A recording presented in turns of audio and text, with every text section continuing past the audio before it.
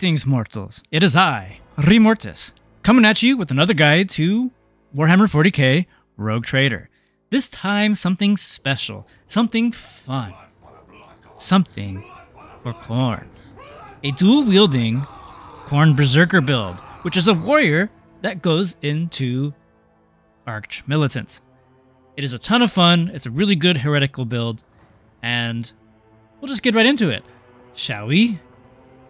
But before we do, need a solid game to play when you're out doing errands? Or perhaps lounging around the house?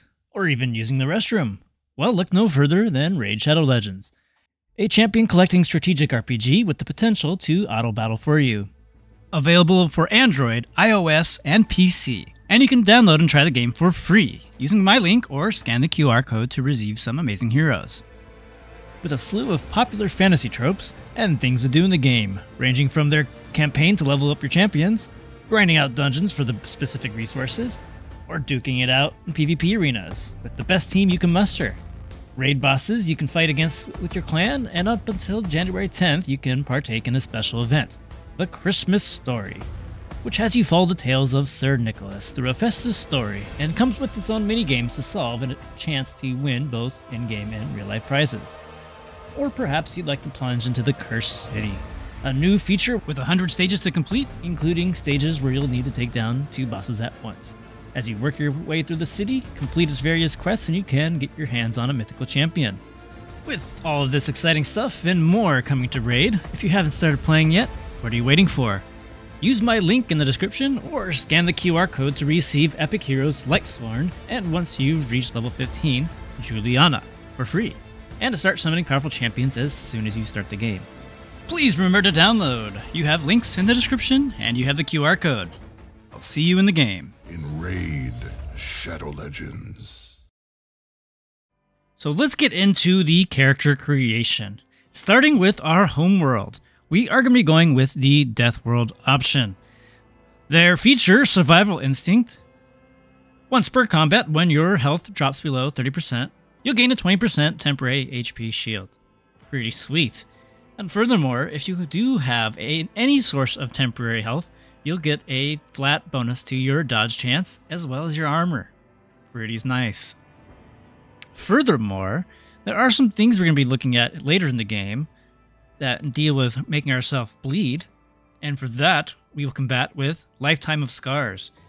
Deathworld covers will suffer less damage from bleeds, toxins, and fire. And since we're going to be hurting ourselves with our bleeds, we might as well be resistant to it. And with high enough toughness bonus, we're not going to care about any of that. And moreover, we are going to be using axes primarily. Granted, we will be using some other weapons as well, but Brutal Hunter will allow us to get a flat 50% chance against targets that are bleeding, and axes cause bleeding, usually, or if the target has 50% health or less. This is pretty sweet.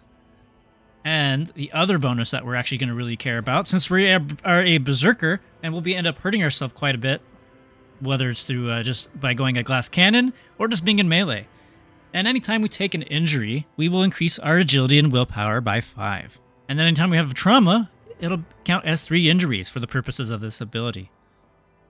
It's pretty nice, and you actually can get some decent amount of agility and willpower out of it if you are lucky and get wounds that aren't completely debilitating to you. As for our origin, there are a few pretty good origin choices to pick from, such as the Crime Lord, which is probably one of my favorite origins to play, just because it has a lot of versatility, and some other options that are pretty nice for this playstyle as well. However, I ultimately ended up going with the Minnesordum Priest. Mostly so we could have that goofy hat. No, I'm just kidding. The main reason we wanted it is for Warham, which will increase our momentum based on our willpower bonus, and we'll have a decent amount of willpower in the end of the game, as well as any creature that's within 5 cells from us or that was hit by us in a turn will also give us more momentum. Furthermore, we have a few talents that will enhance this ability, such as Litany of Purification. Anybody in the area of the hymn will get 1 stack of Disturb, which is a -10 penalty to willpower and fellowship tests, and if they're right next to you, it's +2 instead. Moreover, all demons in the area of effect will suffer damage equal to the momentum restored by it. This is a pretty nice ability. You're going to get much later in the game, probably towards the end of Act 3 and Act 4, which when you start really fighting a lot of demons. Shield of Faith is really nice. It'll give you enhanced armor against demon and warp damage, and also permanently increase your resolve based on your willpower bonus. Pretty nice. Litany of Hatred will allow us to increase our damage from attacks of opportunity or single shots, and we'll be doing quite a bit of both of those with this build. The Emperor Protects will allow us to use our willpower bonus to potentially negate any source of damage to us. This can make us unusually tanky in some interesting fights. And then Flensing Faith. Melee, flame, and melta attacks against demons and psychers will deal additional damage based on your willpower bonus, and you also get armor penetration on top of that. And then any attacks against Xenos will further increase that damage quite a bit as well. So those combinations of abilities and some of the other talents we're going to be taking in our archetype will just really mesh really well together. Anyhow, as for your triumph, that doesn't really matter at the end of the day. It's just your personal preference. Illustrious Glory is okay, Athletics is okay, Apex of the Brilliance is okay. All of these are good. I just go with Feat of Greatness for Athletics, because eventually you're probably going to end up not bringing Abelard along since you'll be that melee powerhouse. Let's go ahead and get rid of our Persuasion. We don't need that. Alright, now let's get into the build. We'll be starting as a warrior at level 1, and for our starting stats, we will go ahead and increase our agility to 40, just to make a nice even bonus, as we'll be taking a lot of agility-based talents in our build. Although it's not our primary focus, since we are going to be using heavy armor. We'll go ahead and bump up our willpower to 40, just so we can get that solid 4 willpower bonus. And then we can increase our weapon skill and strength. You could also elect to increase your toughness here. Or you can just keep your strength at 45. It's not a big deal either way. We'll be increasing both of these to pretty solid numbers later. And then go ahead and pick whatever ship you want, and then let's get into the rest of the build. Alright, so here is the build. At level 1, we get our charge feature, which is pretty nice and helps us get from point A to point B, and so we can keep on attacking. Early on in the game, you're going to find a pair of boots that will allow you to charge for only 1 AP. This is a really nice item to have, and will last you for a good portion of the early game. This is really nice, as it can allow you to combo a charge and a melee attack whenever you get an extra turn from one of your officers.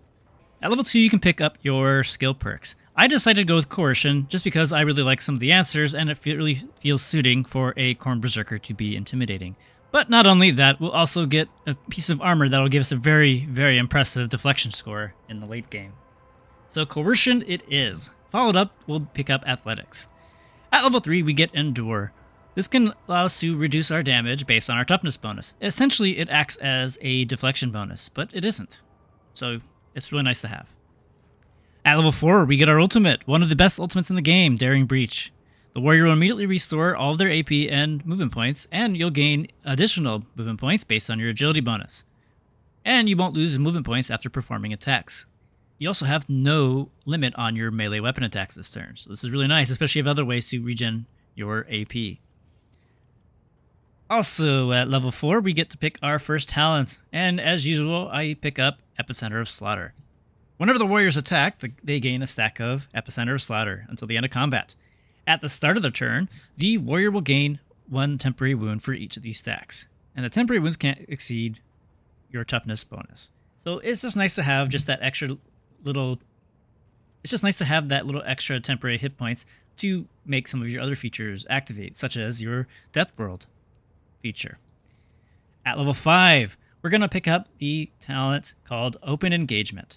If there are no enemies adjacent to the warrior at the start of the turn, the warrior's damage is going to be increased significantly for 1 attack. It is 2 times your strength bonus. Pretty sweet. And furthermore, we'll go ahead and make that strength rounded up to 50. At level 6, we'll be taking our first ability, Forceful Strike. This will make it so our next melee attack will push away our target that's hit by it. And this also applies to cleave attacks, so you could use this ability first and then follow it up with an AoE sweep and knock everyone away from you. And potentially even do even more damage when they collide into things. Pretty nice. And we'll further increase our Coercion. At level 7, we'll further increase our strength, and we'll also pick up the talent Combat Master. Now, this will negate melee superiority against us. That way we don't get an extra weapon skill bonus whenever we're surrounded. And we will try to get ourselves surrounded anyways. And for our next skill up at level 8, we will be picking up our Athletics and picking up the charging talent called Impetus, or Impetus. I don't know how it's pronounced. The damage dealt by the charge is increased by your toughness bonus and your strength bonus. That's just an error right here, the 0. It definitely increases your damage by quite a bit. As long as this charge is used from 5 or more cells. Currently, you only have a maximum range of 5 cells, so just plan accordingly. Otherwise, we'll have to wait until further down the road when we get the ability called Ramming Speed, which will increase our charge distance. So for now, just try to calculate your charges at the maximum distance of 5. At level 9, we pick our first upgrade feature for our ultimate, and we'll pick the second option. Anytime you kill anything, you'll get 4 additional movement points, and you can keep on moving around. This is really nice to help you get around the battlefield, especially once you use that ultimate and just start hacking away at everything around you. At level 10, as I mentioned, we're going to be trying to get ourselves surrounded on purpose, and we'll be getting the talent Crowd Kill. Area attacks will deal additional damage equal to 1 plus your strength bonus divided by 2. So currently, we have a strength bonus of 9, so that will reduce it to 4, and then plus 1. So 5 damage for each enemy in the area. So if there are 3 enemies, for example, you'll be doing plus 15 damage to all of them with your area of attack. Pretty nice. We'll go ahead and increase our weapon skill. At level 11, we'll be picking up our next ability, Reckless Strike. This is gonna be what lets us really do some solid damage to people, and especially in combination with its secondary effect. The warrior's next melee attack will gain a heap load of damage and ignores their parry, and also does a significant amount of armor penetration. As you can see here, it's 5 times your strength bonus. And as for the damage and parry reduction, it's 2 times your strength bonus. Then any enemy who survives an attack by this ability will be able to make an attack in return. And we actually want that to happen for another talent we'll be picking up later, because we want them to hurt us. And speaking of being hurt, we'll be picking up Wounded Beast here from our Priest talents. Every injury that we will suffer will increase our willpower and agility by 5. And then each trauma will count as 3 injuries. And then that will further stack on top of that. The only caveat, though, is that currently each trauma does not actually count as a separate trauma in terms of the injuries. So at most, you'll be getting plus 15 from as many traumas as you have. The injuries, on the other hand, will stack with the traumas. So I've regularly had 20 to 30 extra stats from this talent. So it is something to think of. And then once the other traumas stack on top of each other, this could get really high. For free. Well, for being hurt anyways. And then, following that, we'll be increasing our weapon skill, as well as our athletics. Following that, we'll be picking up the ability called Contempt. Whenever an enemy attacks the warrior's next melee attack against the enemy will deal additional damage equal to their toughness bonus. So this does count for things such as Reckless Strike. Get a nice hit in with Reckless Strike, make them hit you, and then your next attack will deal even more damage. Really nice, especially when you start dual wielding things. And now, since we are starting to take a little bit of damage and things like of that nature, and also we'll be starting to take stimulants, we're going to pick up Carouse. Carouse will help us reduce the effects of poisons and other negative effects, but also potentially reducing the negative side effects of stimulants. Pretty sweet. And then at level 13, we'll increase our toughness, followed by heavy armor proficiency, as we should start being able to pick up heavy armor now. We're not quite a tank, but we will end up getting tanky as a side effect of some of our choices. And as for our last upgrade for our ultimate in the warrior tier, we're going to pick up the 4th one just to give us extra damage equal to our strength bonus divided by 2. And that is the warrior portion of our build. Now, in the early game, you'll be just switching between several early game weapons. There are plenty of good chain swords, Chainaxes, and other melee weapons to make you last. If you do have some of the DLC bonuses from pre-ordering the game and such, you can get access to a pretty nice weapon called the Wrath of St. Drusus.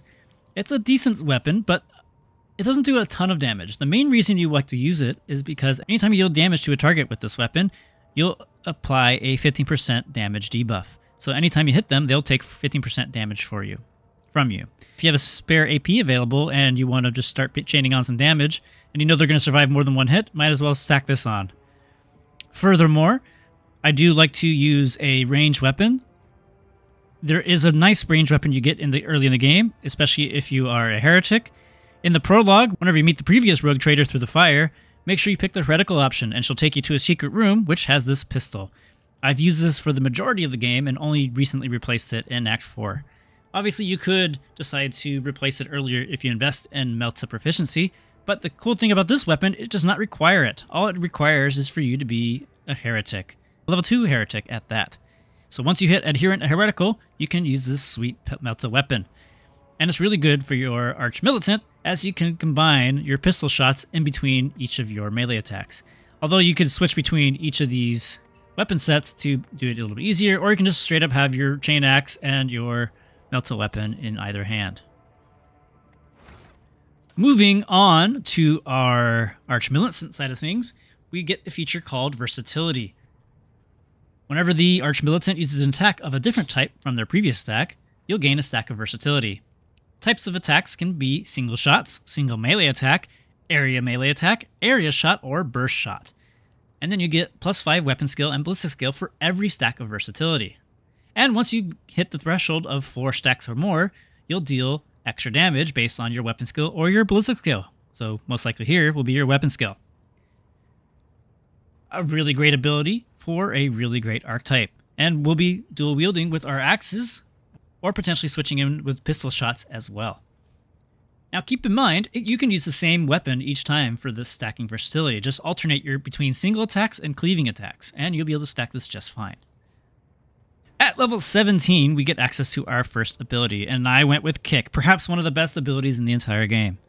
The Arch-Militant makes a melee attack with a kick, dealing damage based on your strength bonus and your toughness bonus, and it will not count as your attack limit, but also counts as a single melee attack for the purposes of versatility. This attack cannot be parried and will push the target 2 cells away. And it doesn't seem like it can be dodged either, so this is really nice. So typically you're going to want to get in a position so that wherever you kick them, they'll end up sliding and hopefully crashing into something else and becoming prone. And oftentimes, when you just kick somebody regularly, even if they don't hit anything, they have a good chance to just fall down anyways. So kick is a really good way to help take out those really high dodging characters. And it's also just hilarious. I love this ability. At level 18, we'll be picking up the talent called Broad Expertise. What this does is increases your ballistic skill or your weapon skill by 2 times the associated bonus, and will apply to the other one. So this is pretty nice. This will help us be a little more accurate with our ranged weapons and our melee weapons, even if we haven't really invested in ballistic skill. Really nice ability to have, and just makes it so we can land those pistol shots a little bit easier. We get access to our Arch-Militant heroic ability, which makes it so that we have a free attack this turn and onwards. Anytime we get an extra turn, or just our own turn itself, we get a free extra attack. This is really great, especially with one of the upgrades we'll have to allow us to use both this ultimate and the one from our warrior. A really good ultimate to use, and I use it quite regularly. At level 20, we get that extra action point, as well as we're going to increase our strength. At level 21, we'll be picking up the follow-up talent for Kick called Martial Art. Targets of the kick must pass a toughness resistance test with the penalty of 2 times your strength bonus or fall prone for a round. This will really make it so that your kick is even more reliable in crowd controlling your enemy. Following that, we'll also increase our strength bonus. At level 22, we will be picking up our second ability. All these abilities are great, but for our Berserker, I feel like Confident Approach is the way to go. What this does, it will turn on a stance, more or less, that will convert your versatility stacks into dodge reduction and parry reduction. This will make it so that way you'll be more likely to land attacks on your opponent. Furthermore, every single attack you make is an automatic critical hit, but your critical damage for these attacks are modified by your critical chance. Are modified by 50 minus your critical hit chance divided by 2. So potentially you could get this down to a 0 reduction if you have 100% critical strike chance. Eventually we'll get to that point, but this is still a good ability to have nonetheless, as there are a lot of features that we'll be having access to that are dependent on you landing critical hits in the first place. And then, if you have 4 or more stacks of versatility, the attack will always deal maximum damage as long as you are still in the stance. So once you get to that 4 stacks of versatility, you don't have to worry about the penalty to your damage anyways. Confident Approach is amazing. Following that, we'll be picking up our priest talent called Flensing Faith. Melee, flame, and melta attacks against demons and psychers will deal a good amount of damage, and with even better armor penetration. Against Xenos, it's even further enhanced. Pretty sweet. Really great ability. We'll be fighting a lot of demons and a lot of psychers and a lot of Xenos. Well, not so many psychers, but we'll definitely be fighting Xenos and demons. Great talent to have. Following that, we'll increase our athletic skill, followed by our talent called Adaptability. Gaining a stack of versatility increases critical hit chance by 10% until the end of the next turn. So really, we don't have to worry about this too much since we'll be picking up Confident Approach, but in those times when we don't have that penalty negated from us, this will help us reach that threshold a little bit quicker. Following that, we'll increase our toughness to round it out, as well as pick up the talent from our Death World called Lifetime of Scars to help reduce the damage we take from bleeding and toxic and fire effects. Bleeding is the more important one here, and we'll get into why later. Following that, we'll be picking up Critical Versatility. The Arch-Militant gains a 3% chance to critical damage for every stack of versatility. This is very important for us, especially since we're going to get automatic criticals. So the more stacks of versatility you have, the harder we're hitting. And we'll further increase our athletics after that, as well as our weapon skill. At level 27, we get our first upgrade to our heroic ability for our Arch-Militant, and we'll be picking up the 4th feature, which will allow us to use both our Arch-Militant ultimate as well as our warrior. This is really nice to grab early. And then we'll keep increasing our coercion, as well as picking up the talent called Arms Master. Killing an enemy with a melee attack makes all the Arch-Militant's range attacks this turn cost -1, with a minimum of 1 attack, and vice versa. This doesn't stack. So the fact that we're going to be alternating between our ranged and melee attacks will really help us cheese out some extra hits with our weapons. Notably, using our ranged attack to kill something to lower our cost of our AoE attack or AoE melee attacks by 1. So instead of costing 2, it'll cost 1. This is really good to use. And then we'll further increase our weapon skill, and be picking up the dual weapon combat. The character can attack the second weapon in their current weapon set, in addition to the usual 1 attack per round. This attack suffers a -20 penalty to weapon skill or ballistic skill, and will cost 1 AP more. Arms Master will help reduce that, so it'll be as if it never happened. Pretty nice. At level 30, we get our last ability for this tree. We'll be picking up Reckless Rush. You'll immediately gain movement points based on your agility +3. And if you have stacks of versatility, these stacks are doubled until the end of turn. But you lose those extra stacks at the end of the turn. So you'll still have whatever your count is, you just lose the extra. At 31, we'll be picking up the follow-up talent for Confident Approach called Calm and Steady. This will allow you to retain your original bonuses from your versatility in addition to the penetration and dodging. So you'll be able to keep increasing half of your weapon skill and ballistic skill based on whatever your stacks are. Pretty nice to have. Following that, we'll increase our toughness as well as coercion. Then we'll be picking up the Arch-Militant talent called Contempt for the Weak. The Arch-Militant will deal 20% extra damage against targets that are stunned, prone, or blinded. And at this point, we'll be having them prone quite often. And we'll top off our toughness for this archetype. Followed up by an increase to our willpower to start getting that up as well. And following that up with the last talent, our last general talent with Shield of Faith. The Devotee gains 20% to armor against attacks of demons and warps damage. And then furthermore, our resolve is also permanently increased by 2. And as you can see here, it is your willpower divided by 2. And eventually, we'll be able to increase that willpower through other means. And rounding out our Arch-Militant, we'll be picking up the second upgrade, which will make each of our attacks grant a stacking 2% critical hit chance. Even though we're already using Confident Approach, this can help us generate critical hit strikes if we're not using that. Overall, that is your Arch-Militant, and we'll be moving on to our Exemplar.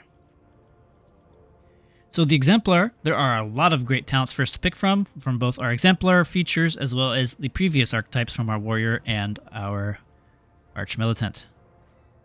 Starting off, we'll be picking up the amazing talent called Death Dealer. Every round, after the character kills the first enemy, the character immediately makes an additional single attack against the closest enemy they can, targeting with the same weapon if possible. This attack will deal 30% base damage and a 10% bonus for each difficulty tier of the first enemy killed.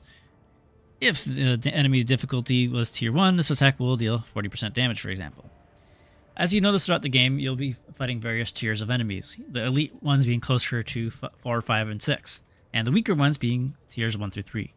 So, honestly, the damage from this is whatever. What I really care about is just being able to attack more and potentially generating more versatility stacks. Really nice ability to have for those free attacks. And then we'll be picking up the talent we missed from our Warrior tree line called Thick Skin. The Warrior will gain extra damage deflection, and your parry chance is also increased by 25% of your total armor. This is a really nice talent to have to help our damage reduction. At 37, we'll be further increasing our coercion and picking up the Arch-Militant talent called Accustomed to Glory. Whenever the Arch-Militant or their ally uses a heroic act, the Arch-Militant will gain +2 damage for all attacks until the end of combat. This is really nice. And we'll further increase our weapon skill, as well as picking up the Litany of Purification to enhance our War Hymn to also cause this Disturbed effect. And following that, we'll be picking up a Warrior ability that we didn't pick up before called Sworn Enemy. It's one of the better Warrior abilities, and it'll allow us to deal massive damage and increasing our armor against that target as well. And if that target also attacks our Warrior during this round, you'll gain an AP. So you could also coax that by using Reckless Strike after using your Sworn Enemy to get that extra AP bonus. Pretty nice. And then our next Exemplar talent we'll be picking up is called Steel Shell. The character's deflection is doubled against single target attacks. And as you can see here, I have a nice whopping 18 deflection, thanks to my special armor, and that will just double it for each attack against us. Following that, we'll be picking up the talent called Discipline. You'll gain an extra stack of versatility whenever an ally grants you an extra turn, and you'll be targeting yourself with your officers quite often. Following that, we're going to head and round up our willpower up to 50 now. And then also pick up the talent called Emperor Protects to help us negate damage potentially. And in some battles, I can get upwards of 200 willpower quite reliably thanks to our Psyker and Navigator friends with their various buffs and officer features. And that just correlates to 20 to 25% chance to just completely ignore all damage from whatever that source is. A very nice talent. It isn't necessary, but it can, when it works quite well at that. At level 42, we'll be picking up our next Arch-Militant ability. I decided to go with Devastating Attack to potentially knock more targets prone and cause bleeding damage, but you could also decide to go with Wildfire to get that extra attack. I decided I did not need that extra attack. I'll pick it up later in my Exemplar levels, but for now, Devastating Attack is what I went with. And then we'll follow it up with even more willpower. And then since we're running out of options to pick from for our general talents, I went with Brutal Hunter to finally get that extra critical hit chance whenever targets are bleeding or below 50% health. And then I also decided it's about time I started using a different gun besides the Prologue gun and picked up our Melta Weapon proficiency so we can just use a basic upgraded Melta gun. Furthermore, we increase our athletics as well as picking up the next Exemplar talent called Peak Condition. The character gains a bonus to their strength equal to 20% of their maximum wounds. And as you can see here, I have 120 wounds for health. And that's going to increase our strength by 24 here. It's pretty sweet. And at level 46, we get access to our next AP. And following that, I picked up the Warrior talent called Clenched Teeth, just to give us a little extra damage deflection on the first attack made against us or any enemy in a combat. Pretty nice to have just for that first hit in the first round. And then we further increase our carouse. And I can go into more detail on some other talents that we're going to want to pick up. The Extermination talent is a decent one to have, as anytime you deal damage, any damage that the character deals is increased by +1 for every attack they have made this combat. It doesn't apply to your dots, but with how many attacks we're going to be attacking, this can add up to be quite significant. Not nearly as many attacks as perhaps the Soldier Arch-Militant version, but we'll be doing quite a bit on our own right, especially with some items that could cheese out extra damage on top of that. Cataclysm is also pretty solid, as all damage dealt by the character is increased by 3% until the end of turn, or until the end of combat for every enemy damaged by them this combat. If there's a lot of enemies, go ahead and start smacking them all. This is a pretty decent one. We want to pick up Crushing Assault. The character's first melee attack each round deals additional 2 damage for every cell between the character's current position and the spot where they started from this turn.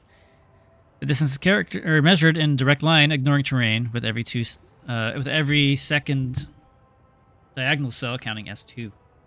So this is really good in combination with our charging abilities, and also just if we start away from them, this will give us extra damage.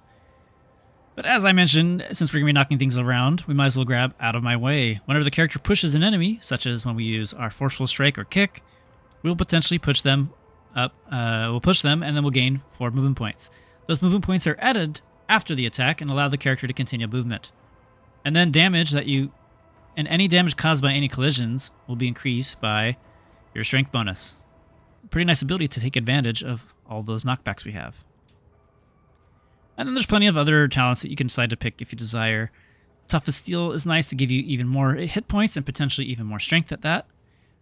Flesh Wounds is really nice to help you keep healing yourself. And then there's some other good abilities here as well. Oh, wait a minute. One of the other really good talents to pick up is Revenge. Whenever the character loses wounds, their next melee attack gains +1 damage for every 2 wounds the character has lost. And since we're going to be melee, we'll be taking quite a bit of damage. Some of it isn't self-inflicted on top of that, thanks to all the bleeds we're going to be undergoing. And that's more or less the build in a nutshell. Let's look at some of the items that we are employing in this build. So throughout the game, you're going to be using a variety of melee weapons.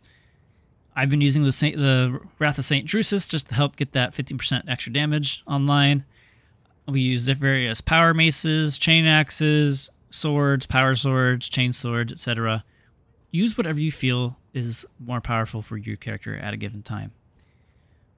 Eventually, you're going to want to work your way towards the pirate faction of the Fellowship of the Void, to unlock the weapon called Carnage.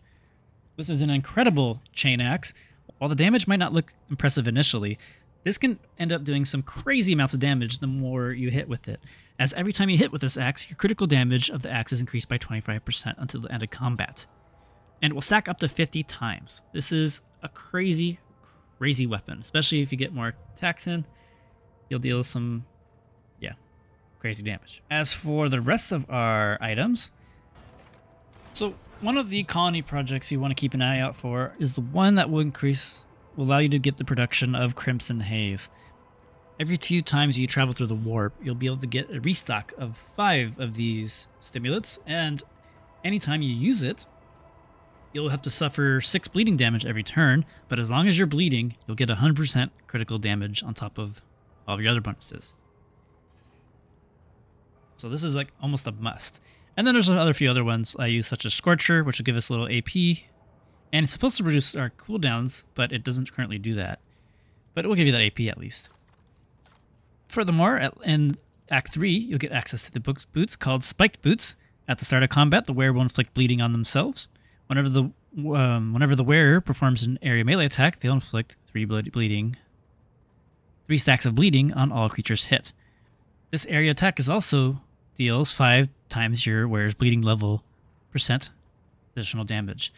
So if we have 5 from our boots and 6 from our Crimson Haze here, that'll be 5 times 11% additional damage, which is 55% damage.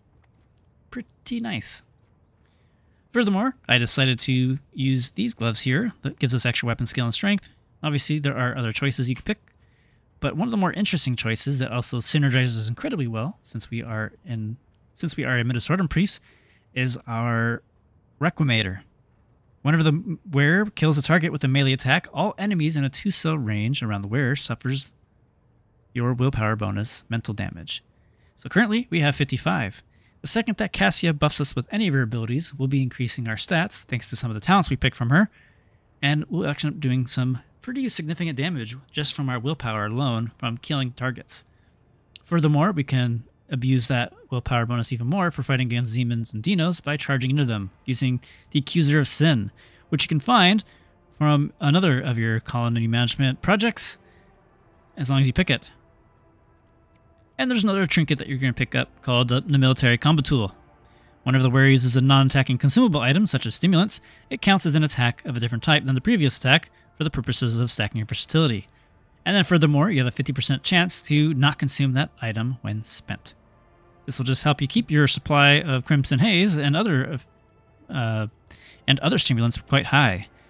And then since that we're already replenishing it anyways, you don't have to be worried about that either way. So it's still nice to have, and that way you can just sell your extra ones to your reputation vendor. And then on to our piece of armor that makes us incredibly tanky. The Arbitrator Solomon Veer's armor. Whenever the wearer hits a criminal enemy, that enemy gains a stack of Perplexed for 2 rounds, but the more important portion of this is being able to gain deflection based on our coercion, essentially making it a coercion bonus. So currently, you see that we have a coercion of 120. This will increase our deflection by 12, as you see here. Look at that, massive 18. And then we can swap to our little other gun here, which, oh, this one isn't it? This is our regular multiple gun. If you are using your starter weapon, we can increase that even further, since this weapon also increases our coercion by 10. Pretty sweet. And then the headpiece we're using right now just gives us extra coercion. But there are plenty of items and weaponry in the game that also enhances our damage and also endorses this playstyle. One of our capes that we get is called the Arch-Militant's Hood. Each of the wearer's critical hits made with a ranged weapon increases the melee weapon critical damage by strength bonus until the end of combat.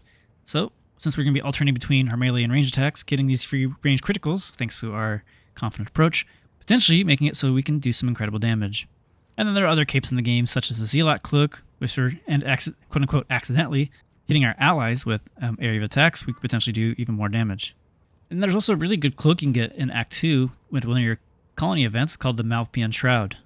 Whenever the wearer deals damage with a melee attack, they will gain extra temporary wounds based on your Iconoclast level, but who cares about that? And then, furthermore, the wielder's melee attacks deal additional damage based on your temporary wounds.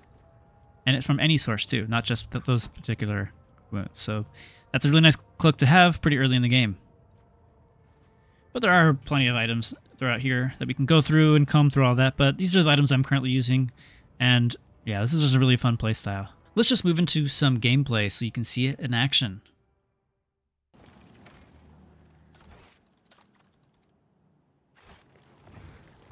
We shall reclaim what is rightfully ours, faithful.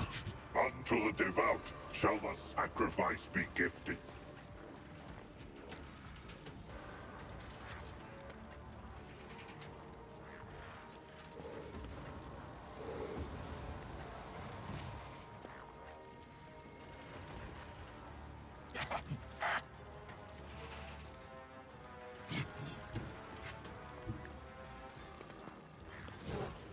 If I may. Me, if you insist, Lord Captain. I am a navigator, not a servitor. Isn't this a job for the serfs? If I may. May the Divine's will be done. Actions will speak louder than words.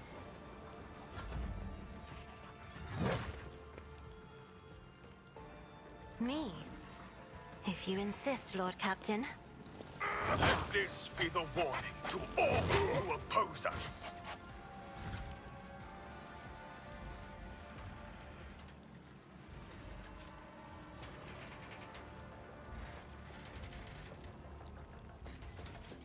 I am a navigator, not a servitor. The Emperor commands. Your defiance is futile.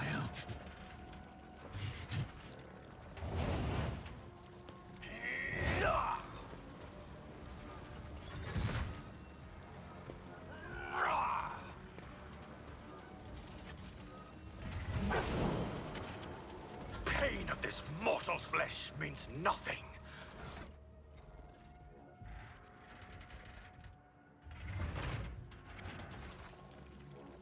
Isn't this a job for the serfs?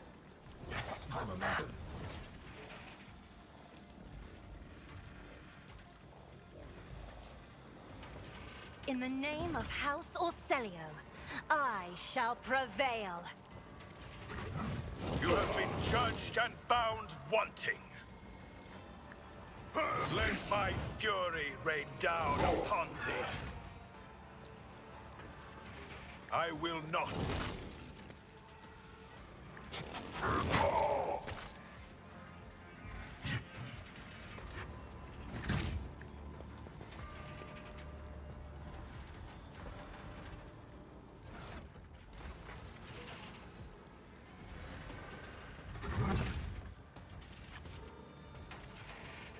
And so it shall be done.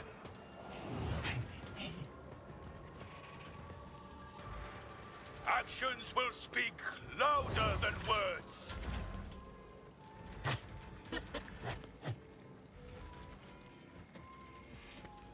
I have read tomes of military tactics.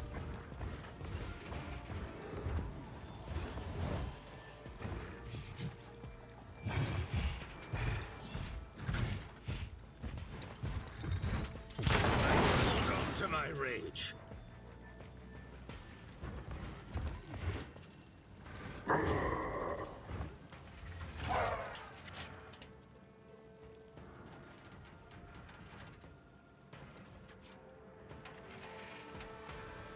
Your end is nigh.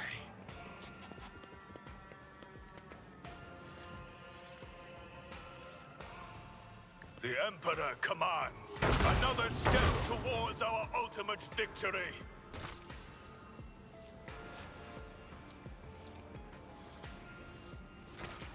And let this be the warning to all who oppose us. Rejoice in service. Your corrupt way has failed you.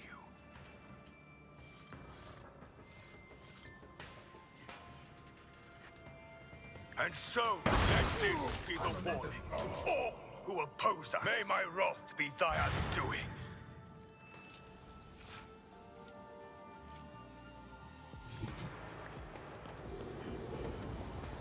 The Emperor, your corrupt way has failed you. Let this be the warning to all who oppose us.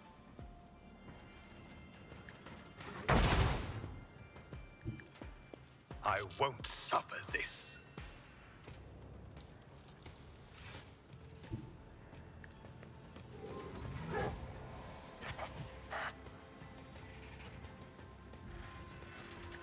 Let my fury rain down upon thee.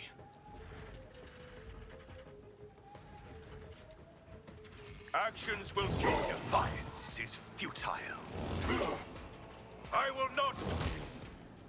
And so shall your corrupt ways fail. I am the chosen weapon that will crush the heathens. The Emperor commands. Rejoice in service.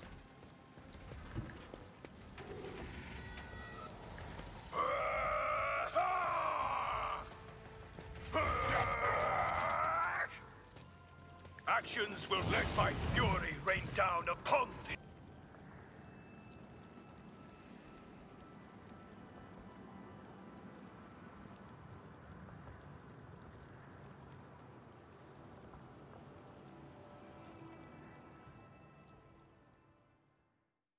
Well, I really hope you enjoyed this build. I am having a great time playing it, although I'm currently at a standstill in Act 5 until a few critical bugs get fixed. And as of recording of this video, in about 7 or 8 days or so, we'll be getting another major patch, and hopefully some of those issues I'm running into are remedied. Yeah, this is a phenomenal playthrough. It's probably the most fun I've had in any of my playthroughs so far. Just chaining all these different attacks and using items and weapons I would have never even thought to use in this particular playstyle is just a lot of fun. Please like, comment, and subscribe for more builds like these. Or let me down know in the comments on how you'd prefer to build your Khorne Berzerker.